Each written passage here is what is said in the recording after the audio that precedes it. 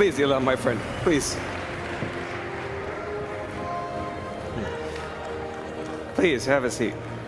Now, I'm sure we can do a better welcome than that to Elon Musk in Saudi Arabia. There you go. That's the spirit. Thank you. Elon, my dear friend, we're honored to have President Trump.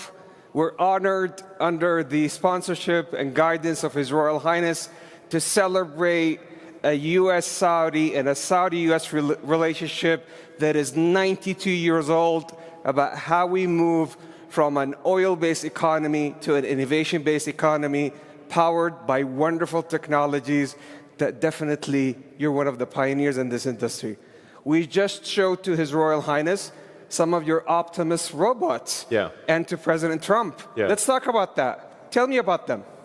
Yes, so we just showed several of our Tesla Optimus robots to His Highness and President Trump, and I think they were very impressed.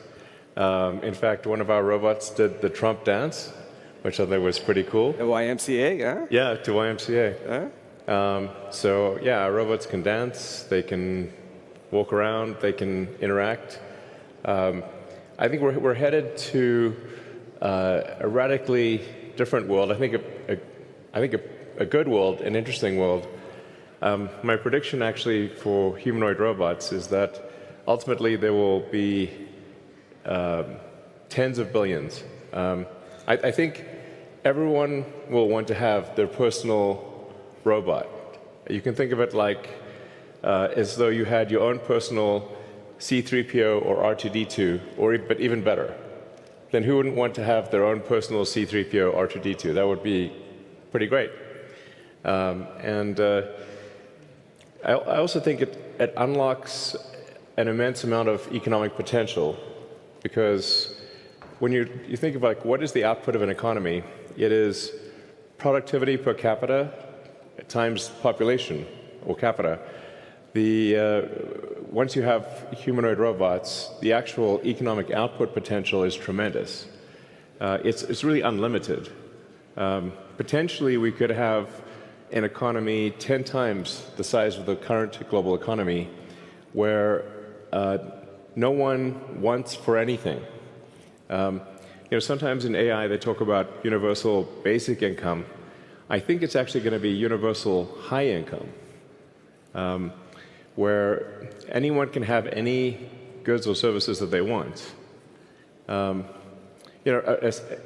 science fiction book recommendation that I have, which I think is probably the best envisioning of an AI future, is the culture books by Ian Banks. Very highly recommended for a non-dystopian view of the future. Now, there obviously are some risks, which illustrate perhaps if we don't do this right, you could have like a James Cameron sort of movie, Terminator. We don't want that one.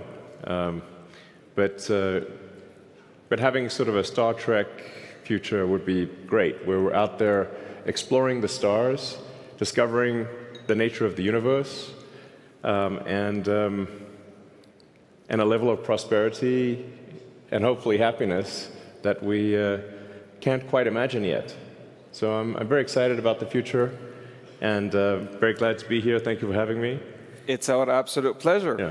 And His Royal Highness was talking to you about his vision and his dream to increase productivity for the Kingdom of Saudi Arabia and power up the region and the whole world with robotics, but also on robo-taxis. So how are we doing on robo-taxis? So really you can think of a car or future cars as being robots on four wheels. And, I think it would be very exciting to have autonomous vehicles here in the kingdom. Indeed. If you're amenable. You heard it here from Elon. He's bringing his robo-taxi to the kingdom. Yeah.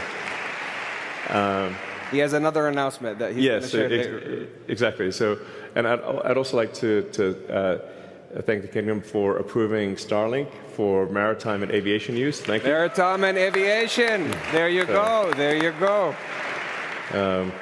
So you're going to bring us robots to help us increase our productivity. Yeah.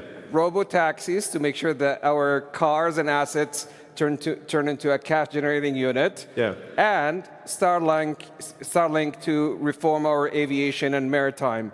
Yeah. Talk about XAI. Absolutely. But I should want to mention also something that may be worth considering is tunnels. Tunnels. The Boring Company. I have this company called The Boring Company, which sounds kind of boring, but it literally bores tunnels. And actually, tunnels, in order to solve traffic, you really need to go 3D with roads. And by using tunnels, you can essentially create like a wormhole, like a warp tunnel from one part of a city to another and alleviate traffic. And we've actually already done this proof of concept in Vegas. So there are working tunnels in Las Vegas that you can use where that'll just, it feels like teleporting from one part of Vegas to another. So I always say that, my joke is like tunnels are underappreciated, it's a bit of not always a hit, but.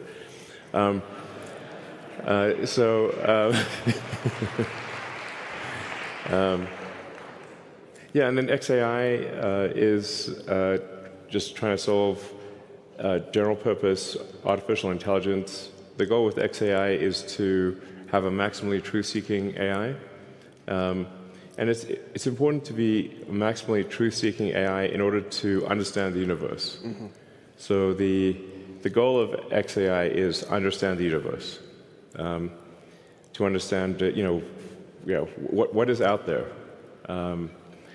Where's the universe going? Where did it come from? What questions?